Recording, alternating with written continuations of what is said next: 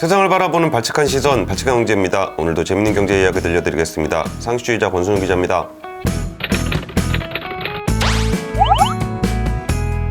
지수가 엄청 빠져요. 어젯밤에 나스닥도 한 3% 넘게 빠졌고, 오늘도 코스피 이거 2600 깨지는 거 아닌가 모르겠다 싶을 정도로 좀 굉장히 아슬아슬한 시장이 연출되고 있습니다.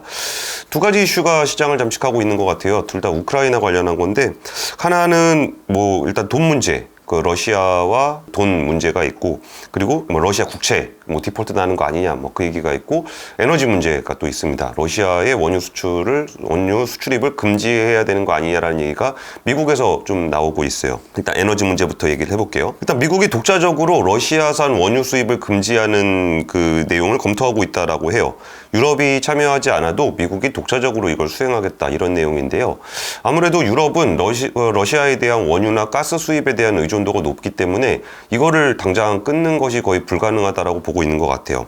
근데 미국 같은 경우는 원유에서 차지하는 비중은 3%, 석유화까지 다 포함하면 한 8% 정도 차지하게 되는데, 이 정도를 좀 감당할 수 있지 않을까라고 판단을 하고 있는 것 같습니다. 일단 국제 유가가 굉장히 고공행진을 하고 있어요. 그래서 브렌트유나 서부 텍사스산 원유 모두 배럴당 130달러를 돌파하면서 2008년 이후에 최고치를 좀 기록을 하고 있습니다. 일단 미국 의회에서는 여야 모두 다 러시아산 원유 수입을 금지해서 푸틴의 돈줄을 끊어야 된다라는 얘기가 좀 합의가 되고 있고, 관련 법안도 의회에 제출이 됐습니다. 젤렌스키 우크라이나 대통령 역시 이 미국 의원들하고 면담을 하면서 원유 수입 금지에 대한 요청을 좀 한 바가 있습니다. 토니 블랭컨 미국 국무장관도 관련 논의, 미국 러시아산 원유를 수입하는 것을 금지하는 그런 내용들을 논의하고 있다라고 좀 얘기를 하고 있습니다. 이게 원유 수입 금지가 러시아가 에너지를 워낙 많이 파는 나라니까 푸틴의 돈줄을 막기 위해서 원유 수입을 막아야 된다, 금수 조치를 해야 된다라는 얘기는 좀 쉽게 할 수 있는데, 이게 양날의 검입니다. 러시아의 돈줄을 막는 것도 있겠지만, 안 그래도 지금 미국에서 물가 상승률, 인플레이션이 굉장히 심각한 수준까지 올라와 있거든요.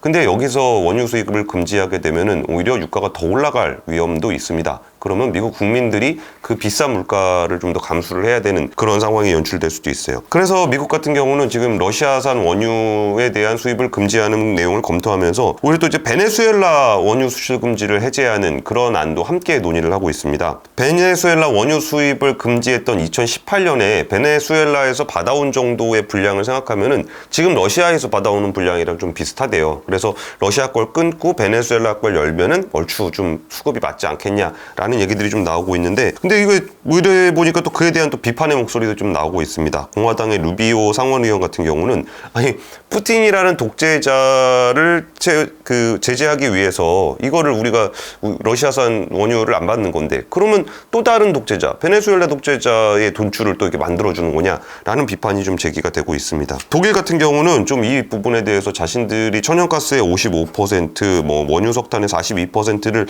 러시아에서 들여오다 보니까, 이거는 독일의 외무장관이 했던 얘기인데, 에너지난으로 3주 정도면 철회를 해야 되는 금수 조치를 우리가 하는 것이 바람직할 것이냐라는 얘기를 했습니다. 아무래도 지금 당장 끊을 수는 있겠지만 재고 분량이 한 3주 정도 되니까 3주 후가 되면 어쩔 수 없이 또다시 러시아 걸 받아야 되는데 3주간 제재하는 것이 효과가 있겠느냐라면서 좀 난색을 표한 거예요. 그리고 미국에서는 또 이제 원유 생산을 좀 늘리기 위해서 사우디를 좀 방문할 것이다 라는 보도도 나왔는데, 백악관은 이 부분에 대해서 부인을 하고 있습니다. 이와 함께 한국과 일본이 동맹으로서 미국이 조치를 하게 되면은 참여할 가능성이 있다라는 얘기도 나옵니다. 또 미국 하원이 러시아산 원유 수입을 금지하는 것뿐만이 아니라 일반 무역까지 중지하는 법안을 처리할 예정이라고 합니다. 8일에 처리할 예정이라고 합니다. 그 법안에는 바이든 대통령에게 러시아, 벨라루스산 제품에 대한 관세 인상 권한을 부여받았고, 그리고 벨라루스는 이제 러시아의 우방국이죠. 거기에 대해서 관세를 인상을 해서 무역 제재를 하는 권한을 부여받고, 상무부 장관에게는 러시아의 WTO 참여 중지 방안을 마련하도록 하는 내용이 담긴대요. 그러니까 러시아를 WTO에서 밀어내라 하는 것들에 대한 안을 상무부가 준비하도록 하는 내용이 8일에 미국 하원에서 처리하는 그 법안에 포함이 되어 있다고 합니다. 그러다 보니까 러시아에서도 서방 국가들에 대한 제재에 대응을 시사를 좀 하고 있어요. 러시아 가스관을 막아버린다, 이 얘기는 슬금슬금 항상 나오는 얘기고, 자국산 비중이 굉장히 높은 전자재료 수출 중단 가능성에 대해서도 얘기를 하고 있는데요. 대표적인 품목으로는 합성 사파이어 수출 중단 가능성에 대한 얘기를 하고 있습니다. 합성 사파이어는 스마트폰 LED 같은 데 들어가는 전자재료라고 해요. 시장 점유율의 40% 정도를 러시아가 차지하고 있어서 러시아가 합성 사파이어 수출을 금지를 하게 되면은 전 세계 그 전자기기를 만드는데 타격을 줄 수 있다라고 합니다. 그리고 이 부분 아까 좀 가스 얘기 잠깐 드렸는데 되게 아이러니한 게 지금 이런 우크라이나 분쟁 때문에 천연가스 가격이 거의 사상 최고치를 돌파를 하고 있어요. 근데 그 사상 최고치를 돌파한 가격에 러시아는 유럽에다가 가스를 공급하고 있습니다. 그럼 유럽 국가들은 우크라이나를 지원하기 위해서 돈을 쓴다고 하고 있는데 비싼 천연가스를 사줌으로써 다시 러시아를 지원하게 되는 이런 아이러니한 상황도 연출되고 있습니다. 이게 에너지하고 관련된 얘기들이고요. 또 하나는 이제 돈과 관련한 얘기인데 그 러시아의 국가부도 위험이 굉장히 커지고 있습니다. 1998년 모라토리엄 선언 이후에 24년 만입니다. 16일을 고비로 보고 있다고 하는데요. 16일에 그 러시아 국채 만기 상환이 있다고 합니다. 그래서 이제 그거를 갚지 못하게 될 거라는 우려가 좀 나오고 있는 건데 이미 전 세계 3대 신용평가사들은 러시아의 신용 등급을 거의 디폴트 직전까지 강등해 놨어요. 그러니까 디폴트 나면 그냥 바로 떨어뜨리는 정도 수준까지 내려가 있는 상황입니다. 이게 러시아가 뭐 돈이 없어서 못 갚을 수도 있고 돈이 있어도 못 갚을 수 있는 상황이 될 수도 있다라고 해요. 아무래도 달러가 지금 귀하기 때문에 이거를 굳이 달러로 갚을 생각이 러시아로서는 별로 없기도 한 거죠. 이게 루브라 표시 채권은 한 3조 5천억 정도 되는데 이게 2일에 한 1,000억 원 가량 한 이자 정도는 갚았다고 해요. 루브라 채권에 대해서는. 근데 이게 달러 채권이 문제인데 한 48조 원 정도 된다고 합니다. 이게 외환 보유고가 러시아가 한 650조 되니까 48조 원 정도를 못 갚을 정도는 아닐 건데 이게 뭐 전시가 아니라면 얼마든지 갚을 수 있는 상황이잖아요. 650조의 외환 보유고가 있는데 만기가 뭐 48조 원 정도 되니까. 근데 문제는 한 500조 원 정도가 외환 보유고에 한 500조 원 정도가 외국 금융기관, 뭐 런던이라든지 뭐 뉴욕이라든지 이쪽 금융기관에다 묶여 있기 때문에 이걸 러시아가 찾을 수가 없대요. 동결 조치가 다 돼 있기 때문에 여기서 좀 찾을 수가 없고 러시아 그 국간에는 한 5조 원 정도밖에 없다라는 얘기가 좀 나오고 있습니다. 사실 러시아 입장에서도 이게 판단하기가 되게 어려운 것 같아요. 이게 디폴트를 내지 않는다는 거, 채권자로부터 신뢰를 지킨다는 거는 뭔가 자신들이 이 신용도를 유지를 함으로써 뭔가 앞으로도 계속적으로 돈을 빌릴 수 있는 그런 상황을 생각하면서 이 신용도를 유지를 하는 거잖아요.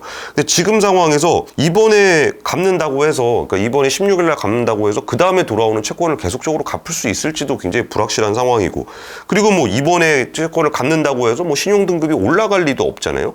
그리고 이번에 갚는다고 해서 뭐 다른 사람들이 다시 러시아한테 지금 돈을 빌려줄 수 있는 상황도 아니기 때문에 굳이 러시아 입장에서는 이 디폴트 상황을 피하려고 노력하지 않을 거다라는 전망들이 나오는 거예요. 여기에 더해서 지금 이제 서방으로부터 금융제재를 받고 있는 상황이기 때문에 여기서 서방의 어떤 금융회사들에게 타격을 주기 위해서라도 일부러 디폴트를 할 수도 있을 거다라는 전망도 나와요. 일단 러시아에서는 달러 채권을 달러가 아니라 루브라로 상환하는 법안을 개정을 했어요. 푸틴 대통령이 러시아 기업들이 루브라로 해외에 있는 채권단한테 채무를 상환하는 것을 허용했다라는 얘기인데요. 참 신기하죠? 채권자에게 돈을 갚는 문제를 푸틴 대통령이 허락했다. 뭐 누가 허락을 해야 되는 그런 문제인지는 잘 모르겠는데 어쨌든 이 부분에 대해서 적대국 행위에 가담한 국가들의 대금을 지불할 수 있는 임시 규정이다. 그러니까 러시아 입장에선 그런가 봐요. 그러니까 니네가 돈을 갚으면 해외에 있는 금융기관들에게 돈을 갚게 되면은 그거는 적대국가 적대 행위에 가담한 국가들한테 이로운 일을 하는 거다. 이적 행위를 하는 거다. 이렇게 판단이 되나 봐요. 그러니까 푸틴 대통령이 이거는 뭐 이적 행위긴 하지만 우리가 돈을 갚는 거는 허용해 줄게. 뭐 이런 식의 법안에 대해서 개정을 했다는 겁니다. 이게 참 황당한 일이죠. 그리고 이게 또 왜 어떤 특이한 점이 있냐면은 러시아 기업이 루블화로 채무 상환하는 것을 허용했다는 거예요. 그러니까 달러로 갚아야 되는데 달러를 안 갚고 루블화로 갚는 걸 허용하는 그런 법안입니다. 채권자들은 좀 황당하다는 거예요. 이게 채권 찍을 때 우리가 달러로 받는 달러 채권을 찍었는데 이거를 루브라로 지급을 하겠다는 거거든요. 루브라 가치가 굉장히 폭락해 있고 루브라가 굉장히 불안한 상황인데 이거를 왜 누구 맘대로 루브라로 주냐라는 거예요. 그래가지고 JP모건 같은 경우는 러시아가 채권자들에게 루브라로 지급한다고 결정을 하면 이건 바로 디폴트다. 그러니까 이거는 왜 니네가 루브라로 지불하겠다고 하냐.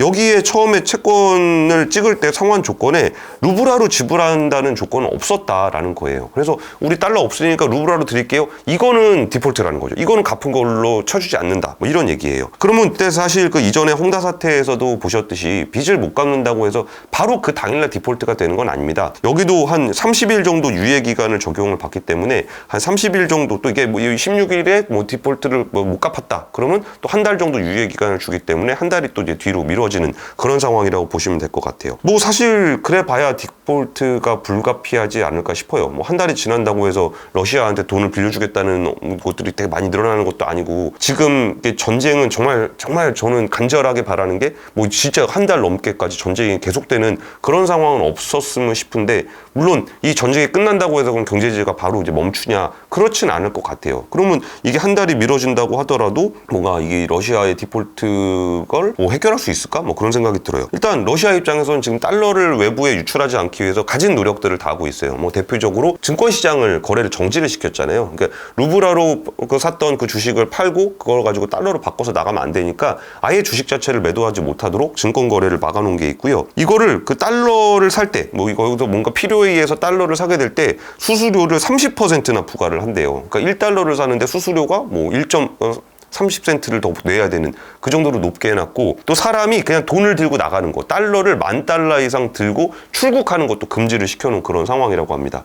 그러니까 러시아도 이거를 장기전에 대비를 해야 되기 때문에 그 달러를 최대한 안 주려고 할 거예요. 여기서 그 막대하게 돌아오는 그 채권을 달러로 상환을 한다? 이게 과연 가능할까 싶은 생각이 좀 듭니다. 그리고 또 여기서 이 와중에 우리 또 줍줍맨들, 러시아 채권이 완전 폭락했대, 우크라이나 채권이 폭락했대, 아예 싸다 뭐 이거를 진짜 사서 우리가 대박 한번 노려보자, 이런 줍줍맨들이 또 이제 활개를 치고 있다라고 하는데, 그래머시 펀드라는 곳에서 우크라이나 국채 매수를 추천을 좀 하고 있대요. 그래가지고 27년 만기 채권이라는데, 27년에 만기가 돌아오는 그 채권인데 1달러 국채가 22센트 수준으로 떨어졌다고 합니다. 그러니까 이거를 만기가 되면 1달러를 받을 수 있는 채권이 지금 22센트에 거래가 되고 있다는 거니까, 이게 뭐 우크라이나가 정말 전쟁이 끝나고 나서도 독립국가로 유지가 된다, 그래가지고 최소한 원금 정도 받을 수 있을 거다라는 기대가 생기면은 무려 5배를 먹을 수 있는 그런 채권이 된 거예요. 그러니까 이게 뭐 이 그래머시 펀드 같은 경우는 우크라이나가 이 전쟁 이후에 어떻게든 독립국으로 유지가 될 거다라고 좀 판단을 좀 하고 있는 것 같아요. 그러니까 여기에 22센트에 뭐 이거를 줍줍을 하고 있다는 거고, 러시아 채권 줍줍도 일어나고 있다라고 합니다. 그 월스트리트저널에 따르면 한 헤지펀드 매니저가 러시아가 나중에 디폴트를 선언하더라도 나중에 빚잔치를 할 때 받을 수 있을 정도까지 이게 떨어졌다. 이게 뭔 얘기냐면은, 예를 들어서 그 1달러짜리 그 채권이 있는데 이거를 나중에 빚잔치를 하게 되면, 빚잔치라는 게 이게 완전 채권이 다 날아가는 건 아니거든요. 그러니까 1달러는 못 받더라도 뭐 예를 들어서 20센트를 받을 수 있을 정도는 우리가 갚을게, 나머지는 탕감해줘, 이른바 헤어컷이라고 부르는 건데, 이게 나중에 디폴트 선언을 하더라도 헤어컷을 감안하더라도 야, 이 정도는 먹을 수 있겠다 싶은 수준까지 러시아 국채 가격이 떨어졌다라고 판단을 하고 있다는 겁니다. 그래서 지금의 러시아 국채 가격은 1달러당 17센트, 우크라이나 국채보다 훨씬 더 싸게 거래가 되고 있다는 거죠. 그러니까 이게 17센트에 이걸 잡으면 나중에 진짜 헤어컷을 해갖고, 예를 들어 절반, 우리가 1달러는 다 못 받을 것 같으니까 헤어컷 50% 해가지고 반만 받겠습니다 하더라도 17센트에 매입을 하게 되면 3배는 먹을 수 있다, 이런 판단이라는 것 같은데요. 와, 이거 진짜 뭐 용의 심장, 이런 것들까지 막 배팅을 하는 그런 헤지펀드들도 굉장히 늘어나고 있다고 해요. 사실 줍줍도 만만치 않은 것으로 보이는 게, 금융회사들이 러시아 관련한 자산을 거래를 자체를 안 하고 있기 때문에 줍줍을 한다 그랬던 헤지펀드들이 구한 규모도 뭐 한 60억 원 정도밖에 못 구해서, 뭐 이게 뭐 이렇게 일반적으로 보편적인 그런 상황은 아닌 것 같은데, 어쨌든 이 와중에도 대박을 노리는 그런 움직임들은 나타나고 있는 것 같습니다. 여기서 오히려 국채보다 좀 더 관심을 많이 받고 있는 거는 러시아 국영기업들이 발행한 공공기업 채권들이 오히려 훨씬 더 많이 관심을 받고 있다고 합니다. 이거는 그 헤지펀드, 우리가 좀 소형으로 거래하는 그런 헤지펀드 레벨이 아니라 골드만삭스나 JP모건 같은 글로벌 IB들이 여기에 대해서 또 줍줍에 나섰다고 해요. 대표적인 회사들은 에너지 기업인 가지프롬, 그리고 철도공사, 철강기업 발행 채권을 사들이고 있다고 하는데, 사실 에너지기업 가지프롬 같은 경우는 지금 그 유럽에다가도 계속 천연가스를 공급하고 있는 그런 업체잖아요. 설사 국가 디폴트 상황이 온다고 하더라도 공기업들은 이제 국제 거래를 하기 위해서 이 채권을 좀 계속 그쪽으로 빚을 갚지 않겠냐, 이런 기대를 가지고 하고 있는 거예요. 그러니까 규모도 아까 전에 헤지펀드들이 거래했던 국채 규모는 한 60억 원밖에 안 됐었다는데, 여기는 한 2억 달러 정도를 샀다고 하니까 2,500억 원 규모의 에너지 공기업, 그리고 철도 기업 이런 데들은 정말 국가 기관 산업이라 안 망할 거라고 보니까 여기에 대해서 좀 매입을 하고 있는 것 같아요. 그러다 보니까 월가의 저격수로 알려져 있는 엘리자베스 워렌 상원 의원이 아니 거대 은행들이 러시아의 회사채를 대거 매입을 함으로써 고객들한테 헐값 매입을 자꾸 제한을 하고 있다. 이게 우리가 진짜 경제 제재를 해서 러시아를 좀 제재를 하려고 그러는 건데 이걸 자꾸 이렇게 사들이면은 러시아를 좀 이롭게 하는 결국 그런 거 아니겠냐라고 얘기하면서 이들은 전쟁까지 이용해서 부유해질 기회를 놓치지 않는다는 어떤 원색적인 비난까지 했습니다. 그리고 또 이거와 비슷한, 이거 줍줍이라고까지 보기엔 좀 어렵겠지만 그 러시아에서 나오는 우랄 원유를 유럽의 최대 에너지 기업인 쉘이 좀 싸게 사서 이것도 좀 논란이 좀 되고 있어요. 러시아산 우랄 원유 가격이 브렌트유보다 배럴당 한 28달러 정도 저렴해가지고 이번에 그 러시아산 원유를 쉘이 매입을 함으로써 한 2천만 달러 정도의 이익을 좀 봤다고 해요. 러시아산 우랄 원유가 이게 물건에 나오니까 이게 다들 이게 뭐 안 사고 막 그러고 있는 상황이었나 봐요. 그래서 뭐 중국이라든지 뭐 인도 뭐 이런 데가 좀 사지 않겠냐 그런 관측이 나왔는데 의외로 유럽의 기업인 쉘이 이거를 사서 좀 논란이 됐습니다. 그러니까 쉘은 좀 이런 식으로 설명을 하고 있어요. 일단 러시아산 원유 구매 자체가 제재 위반은 좀 아니지 않냐라고 얘기하면서 국제적으로 나오는 그 비난을 받다 보니까 그럼 이번에 얻은 수익금에 대해서는 우크라이나 원조 단체한테 기부를 하겠다라고 좀 얘기를 하고 있습니다. 그 와중에 또 우크라이나 외무장관은 쉘에 대해서 야 러시아산 원유에는 우크라이나인의 피냄새가 나지 않냐 그러면서 또 쉘을 비난을 하고 있습니다. 참 제가 많은 전쟁들을 공부해 보진 않았지만 이번 전쟁의 양상은 굉장히 특이한 것처럼 보여요. 물론 이 전쟁은 러시아가 주권 국가인 우크라이나를 침략한 국제법을 위반해 침략한 그런 전쟁이기 때문에 러시아가 규탄을 받아 마땅하고 비난을 받아 마땅한 것 같아요. 그리고 우리는 우크라이나에 대해서 응원을 할 수 있고 뭐 필요한 수준에서 경제 제재를 할 수도 있어요. 근데 이 전쟁은 그럼에도 불구하고 우크라이나와 러시아 사이의 전쟁이잖아요. 이 전쟁의 양상이 우크라이나하고 러시아 사이의 전쟁은 전쟁대로 벌어지는데 그 뒤에서 경제라든지 공급망이라든지 이런 것들에 대한 제재가 러시아 대 서방 국가 간의 어떤 그 이른바 경제전쟁의 양상으로 좀 비춰지고 있어요. 그러다 보니까 여기에 만약에 우리가 러시아 제재에 동참하지 않으면 마치 뭐 미국을 비롯한 서방 국가하고 척을 지게 되는 그런 양상으로 번지고 있는 겁니다. 이전에 미중 무역 분쟁을 할 때만 하더라도 그거는 사실 뭐 전쟁은 아니지만 그 경제 쪽에서 굉장히 치열하게 미국하고 중국하고 싸울 때도 진짜 미국하고 중국 사이에서는 정말 그 피 튀기게 어떤 무역 분쟁을 벌였지만 그렇다고 해서 미국의 어떤 중국에 대한 경제 제재에 동참하지 않는다고 해서 미국과 척을 지게 되는 그런 분위기까지는 아니었거든요. 근데 지금의 어떤 그 전쟁의 양상은 우크라이나와 어떤 물리적인 전쟁이 있는가 하면 그 뒤에서 벌어지고 있는 경제라든지 공급망을 비롯한 그런 전쟁이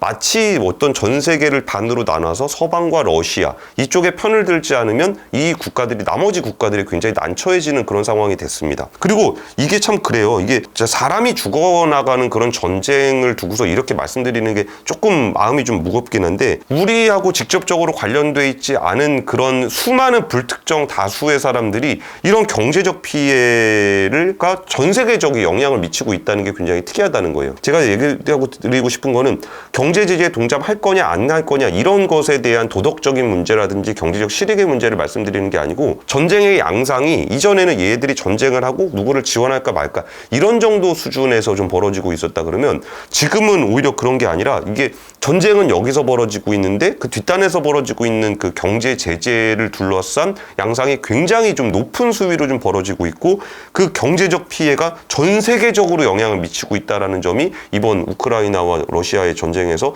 굉장히 좀 특이한 양상이라는 거를 좀 말씀드리고 싶었습니다. 그리고 뭐 결국 저희가 말씀드리고 싶은 건 한 가지밖에 없는 거죠. 뭐 이런 부분들은 정말 우크라이나 국민들의 피해를 최소화하기 위해서도 그렇고 그 뒷단에서 벌어지고 있는 전 세계적인 영향을 미치고 있는 그 경제 전쟁에서도 그렇고 이 모든 상황은 결국 전쟁이 최대한 빨리 끝나야만 해결이 될 수 있는 문제이기 때문에 정말 이 러시아 우크라이나 전쟁이 빠른 시일 내에 평화적으로 좀 종료가 됐으면 좋겠다라는 말씀을 좀 드리고 싶습니다. 지금까지 발칙한 경제였습니다. 감사합니다.